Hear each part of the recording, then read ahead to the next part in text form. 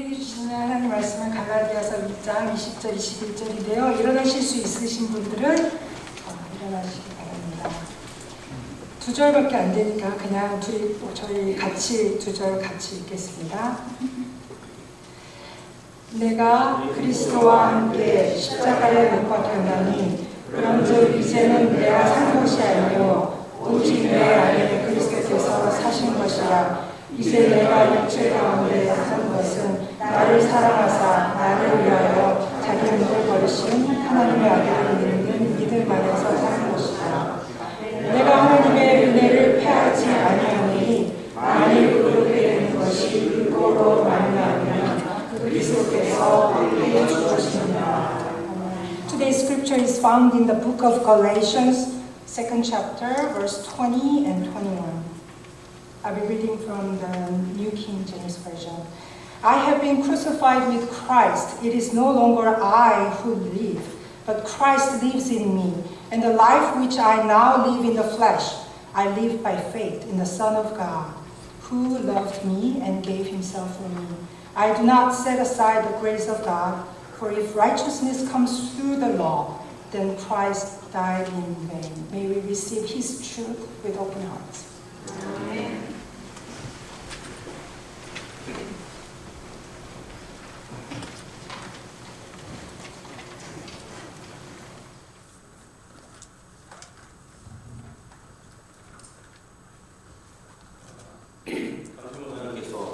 미리 말씀을 하셨지만 설교 잘하시는 목사님 앞에서 쉬운 일은 아닙니다. 여러분들의 설교를 들으시는 동안에 끊임없는 기도가 제게 필요하고 함께 은혜 나눌 수 있는 시간 되었으면 좋겠습니다. 저는 하나님의 성품을 참 많이 닮은 것 같아요. 그 중에서도 하나님의 성품을 닮은 그 성품 중에서도 그 질투하는 하나님. 안고 이렇게 서로 울고 그러신 거 보니까 좀 질투가 나긴 하네요. 제가 나중에 여기를 떠나서 나중에 들렸을 때도 저에게 똑같이 안아주시고 웃어주시고 그럴 줄 믿습니다. 우리 함께 갈라디아서를 읽었는데요. 함께 말씀 보도록 어느 농부가 돈을 벌기 위해 비싸게 씨앗을 구매해서 밭에다 뿌렸어요. 근데 시간이 많이 흘렀음에도 불구하고 싹이 트질 않는 거예요. 알고 봤더니 가짜였어요. 비싼 돈을 주고 산 그 씨앗이 가짜였어요. 오랫동안 기다렸지만 싹이 트질 않는 거예요. 요즘 말로 짝퉁이죠. 이분이 너무 좌절이 돼서 농약을 사서 죽어버리려고 마셔버린 거예요. 근데 죽질 않았어요. 네? 농약이 가짜였어요. 그래서 죽지 않았어요. 천만다행이죠. 한 목숨 버릴 뻔 했잖아요. 그래서 이것도 저것도 되지 않으니까 그냥 이 사람이 홧김에 술이나 마시자. 그리고 술을 마셨는데 죽었어요. 왜? 술이 가짜였어요. 술이 짝퉁이었어요. 세상에 가짜와 짝퉁이 너무나 많습니다. 이 가짜가 참 무섭습니다. 구별이 안 돼요. 식별해내기가 참 어렵습니다. 제가 축구를 너무 좋아해서 좋아하는 팀의 유니폼을 사려고 여기저기 알아보는데 이 짝퉁이 너무 많은 거예요. 값도 싸기도 하고 보기에도 품질도 별로 안 좋은. 그래서 정말 정품만 파는 사이트를 발견하고 사려고 했더니 이 짝퉁만 파는 사이트와는 정말 다른 가치가 매겨져 있는 거예요. 그런데 문제는 이 정품만 파는 사이트도 100% 신뢰하기가 어렵다는 거예요. 어떤 짝퉁이 그 안에 들어가 있을지 모르잖아요. 눈으로 봐서는 식별이 안 돼요. 찜찜한 기분을 떨쳐버릴 수가 없어요. 비싼 돈 주고 샀지만 찜찜한 기분을 버릴 수가 없어요. 왜 우리는 이렇게 진짜를 찾을까요? 진짜와 가짜의 차이가 뭐냐면 진짜는 가치가 있고 가짜는 가치가 없어요. 품질은 다 똑같고 비슷한 것 같은데 가짜에는 가치가 없어요. 밸류가 없어요. 하나님이 왜 진짜 믿음을 가진 진짜 그리스도를 찾고 계실까요? 우리가 가치가 있기 때문에. 당연히 여러분과 저는 믿음이 있든 없든 하나님께서는 가치가 있는 존재들로 삼아주셨습니다. 우리를 위해 십자가에서 대신 죽실 만큼의 가치로. 우리 모두는 다 그래요. 그런데 그건 우리의 존재의 가치예요. 그냥 이렇게 가만히 있어도 아무것도 안 해도 하나님이 우리를 자녀 삼아 주신 거예요. 그게 우리의 존재의 가치예요. 그건 우리의 존재의 가치지 우리의 믿음의 가치까지는 아니에요. 믿음의 가치가 있어야 우리의 믿음이 진짜가 돼요. 존재가 죽으실 가치가 됐다면, 예수님이 십자가에 돌아가실 만큼의 죽으실 가치가 됐다면 믿음은 우리를 쓰시는 가치가 되는 거예요. 능력과 소유가 아니라 믿음에 따라서 우리를 사용하시는 거예요. 그러면 하나님이 보시기에 진짜 믿음이라는 건 뭘까요? 우리는 세상을 본받으려고 하고 사람을 따라가려고 할 때가 많습니다. 그런데 그건 다 완전하지 않아요. 완전하지 않은 걸 따라 살면 우리의 삶에 오류가 생겨요. 하나님이 내 삶을 온전하게 하나님의 계획대로 쓰셔야 하는데 자꾸 내가 세상과 사람을 그리고 내 욕심을 따라서 살아가게 되면 잘못된 길로 들어서게 돼 있어요. 우리가 지금 서 있는 이 경주 코र्스가 제대로 된 진짜 코र्스인가요? 아니면 다른 사람들이나 세상을 따라가는 잘못된 코र्스인가요? 많은 사람들이 선택했다고 해서 그게 꼭 진짜일 리는 없어요. 하나님께서 우리에게 마련해 놓으신 우리만의 길을 찾으셨나요? 아직도 찾고 계신가요? 여러분들 그 분야에서 탑이 되고 싶으세요?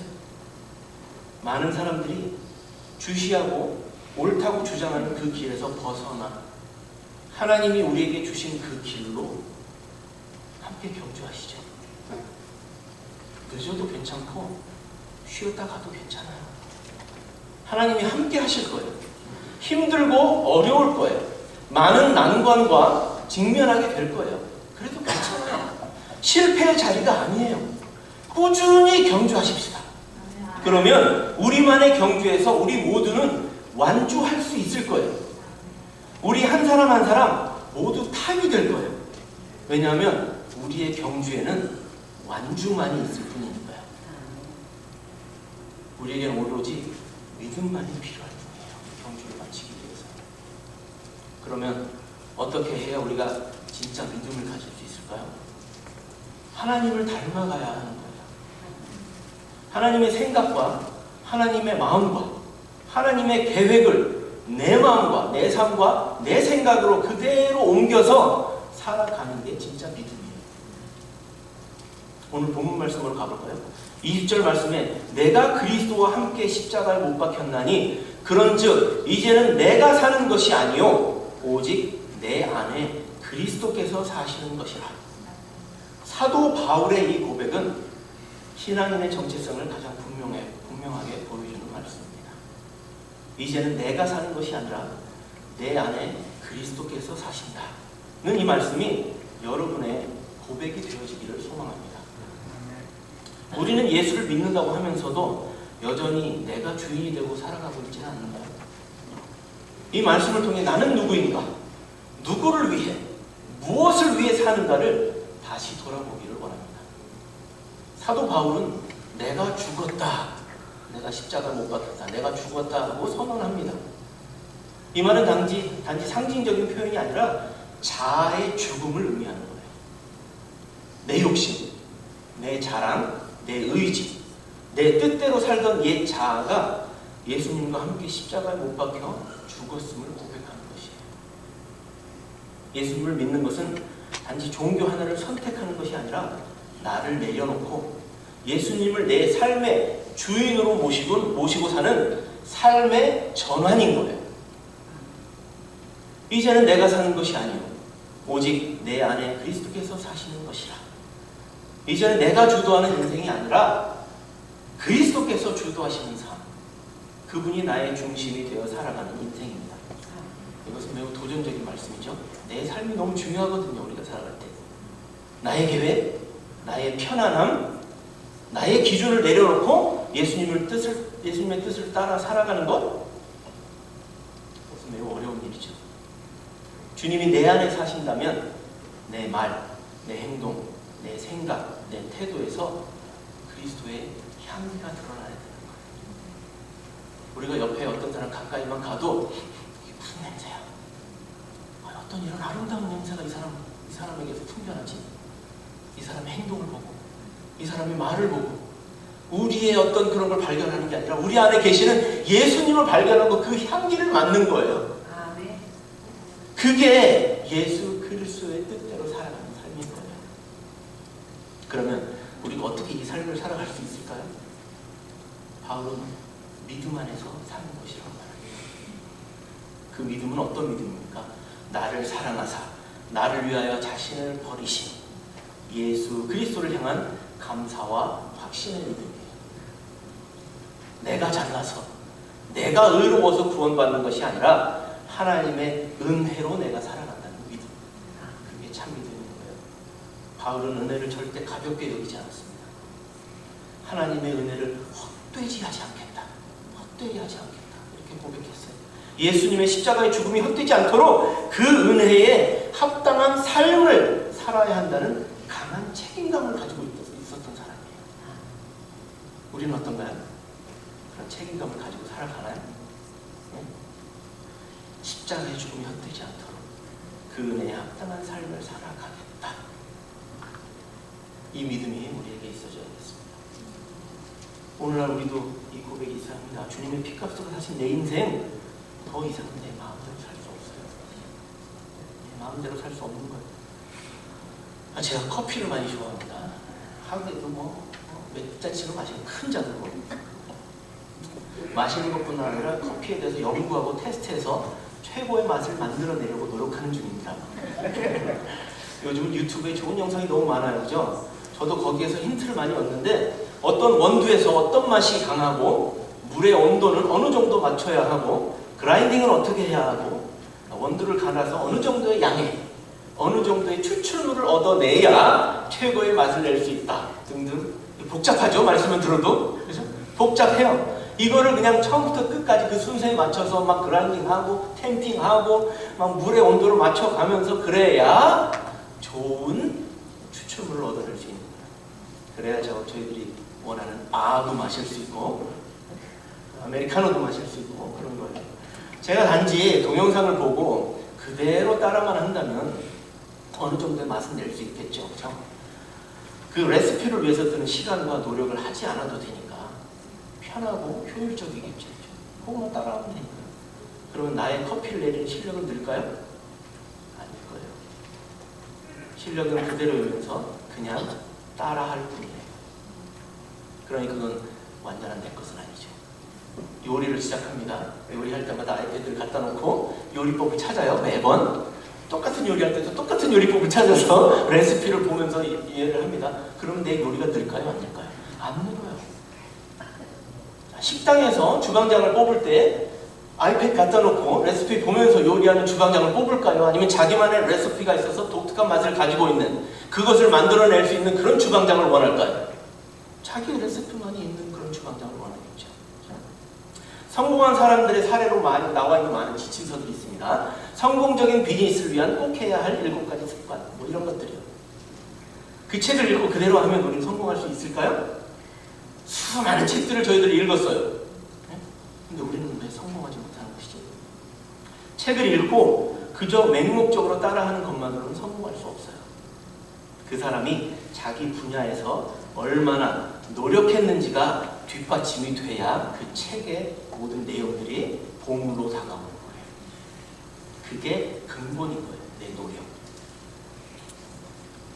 그 근본 위에 관계, 습관, 생각 이런 레시피가 얹어져야 성공할 수 있는 거예요.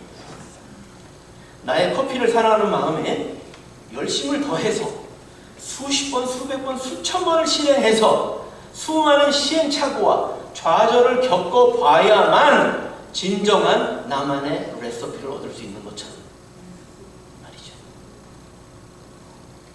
믿음의 레시피를 구할 때가 있습니다. 이런 상황에서는 이렇게 믿으면 된다. 저런 상황에서는 이렇게 기도하면 된다. 응답을 빨리 얻으려면 이런 거 하면 된다.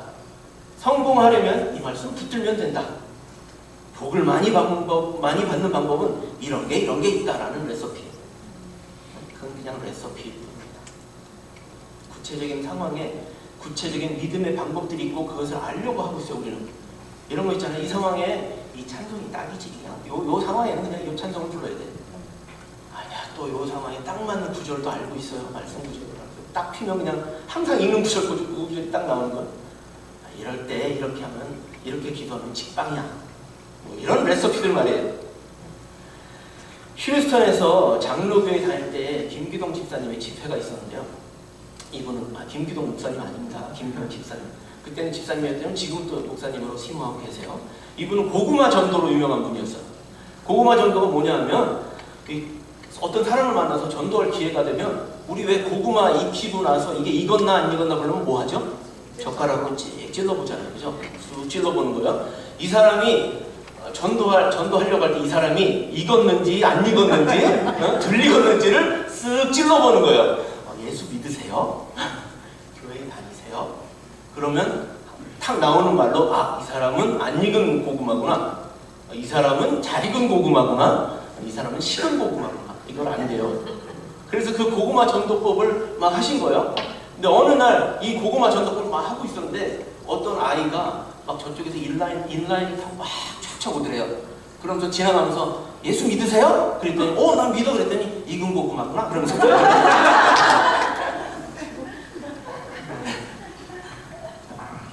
이분이 처음에 전도를 나갔는데요. 어느 공원에 한 분을 예수 믿기로 인도하신 거예요. 그래서 너무 기뻐서 이분을 위해서 기도를 해주시겠다고 하셨고 기도를 시작하는데 이분이 기도를 해보신 적이 없는 거예요.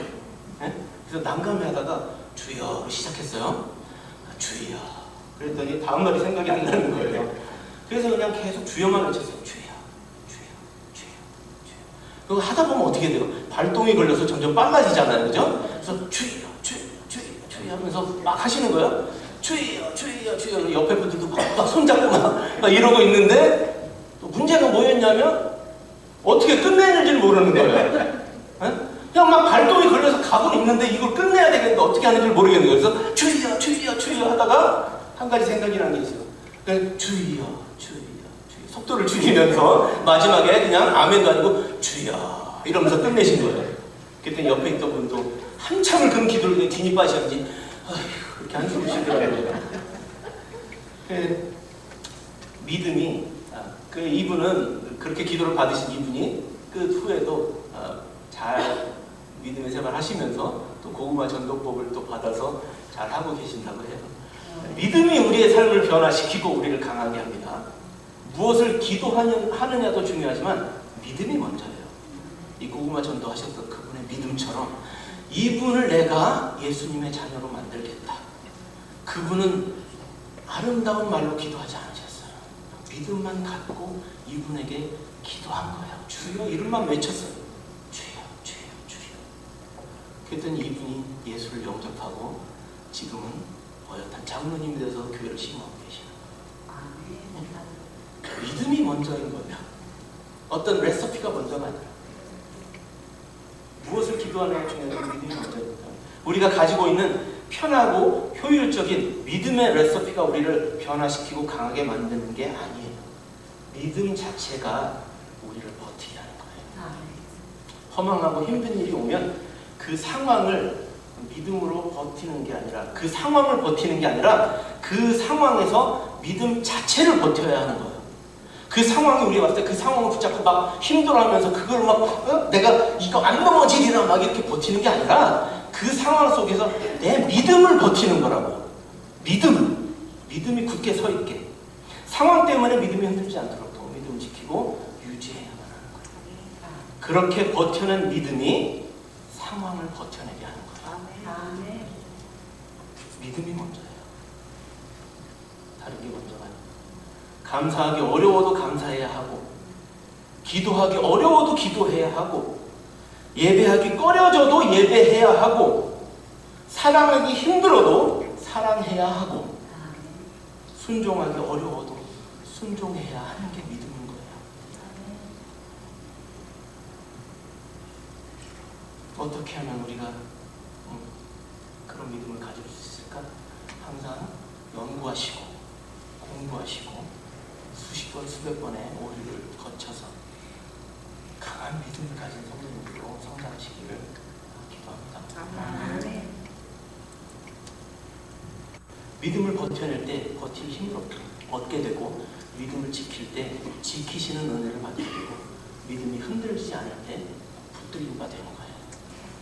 버텨야 하는 건 힘든 현실이 아니라 믿음입니다. 현실 때문에 믿음이 흔들릴 때가 있잖아요. 믿음을 버티고 나면 믿음이 버티게 하고, 믿음은 방법이 아니라 우리의 삶인 겁니다.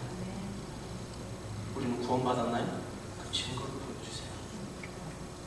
우리는 세상 사람들과 다르다고 얘기하고 있나요? 증거를 보여주세요. 입술로만 나는 구원받았어요, 나는 세상과 구별된 사람이에요 라고 말하지 마시고 증거를 보여주시라고. 예수님을 따라가는 그 증거를 보여주세요. 그래야 예수님이 우리를 하나님께로 인도하시고 우리를 기쁘게 받아주시는 거예요. 우리의 믿음이 그 증거이고 우리의 삶이 그 증거예요. 우리를 지우고 우리 인생에 예수님을 써내려갈 때 우리는 비로소 28장으로 끝나는 사도행전이 29장으로 이어질 수 있는 거예요. 네. 여러분들 새 챕터를 써내려가고 싶지 않으십니까? Chapter 29, verse 1. 강창근은 그런 거 보고 싶지 않으세요? 하나님이 우리 앞에 나중에 처음 갔을 때, 야 창근아, 나 이 사도행전 읽어봤는데 너무 좋더라. 29장 켰더니 네 이름이 나오는 거야. 여러분들의 이름이 29장 앞에 있다고 생각을 해보세요.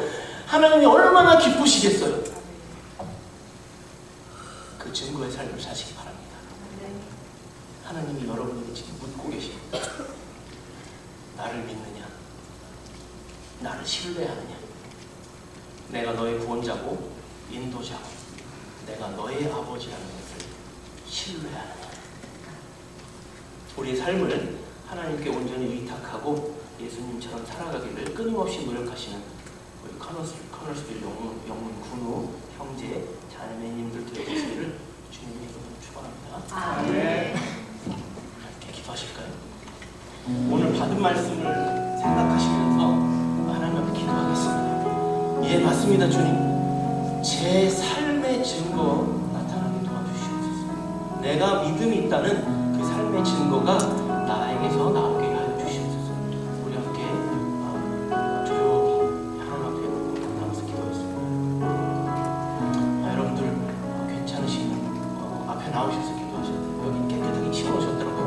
여기 좀 나오셔서 기도하시고, 나오실 용기까지 없으신 분들은 조용히 눈을 감고 하나님 앞에 기도하시겠습니다. 이렇게 기도할까요? 하나님 감사합니다.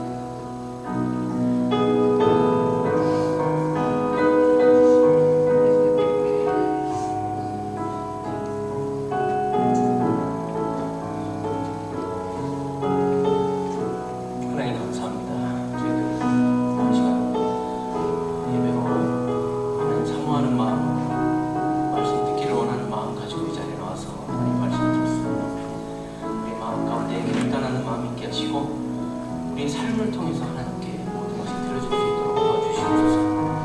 우리가 믿는다 하면서도 우리의 상황을 보고 우리의 당한 그런 상처들, 두려움들을 보고 무너질 때가 많습니다. 하나님, 그럴 때마다 우리의 믿음을 굳건히 지키게 도와주시고 그 굳건히 지킨 믿음으로 이 세상 가운데 예수 그리스도의 또